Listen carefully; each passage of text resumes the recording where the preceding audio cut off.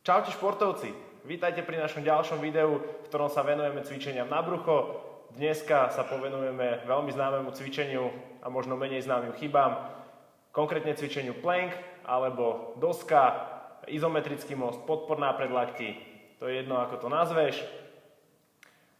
Pozrieme sa na to, ako ho správne robiť a aké sú najčastejšie chyby. Moje meno je Michal Pataky, som zakladateľom ProTraining.sk a už viac ako 6 rokov pôsobím ako tréner. Dnes tu mám aj pomocníka, môjho kamaráta Tomiho a pozrieme sa na ten dokonalý plank. Takže, Tomi, poď na lakte. Ako pomôcku si zoberieme takúto paličku drevenú. Čiže, čo je podstatné?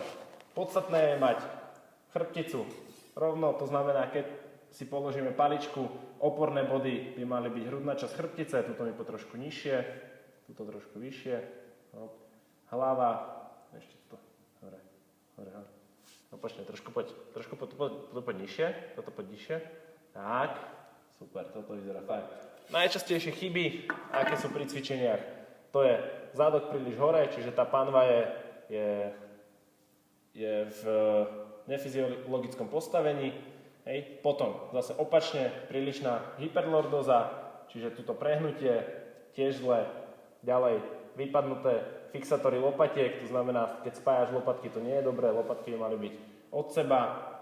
A takisto ešte predsun hlavy býva najčastejšou chybou. Sprav predsun hlavy, toto. Hej. To je nesprávny plank. Super, díky. Takže dávaj si pozor na tieto chyby, snaž sa to robiť čo najkvalitnejšie a v takom prípade môže byť plank alebo podporná predlakti veľmi dobré cvičenie na spevnenie celého tela. Vidíme sa pri ďalšom videu. Čaute.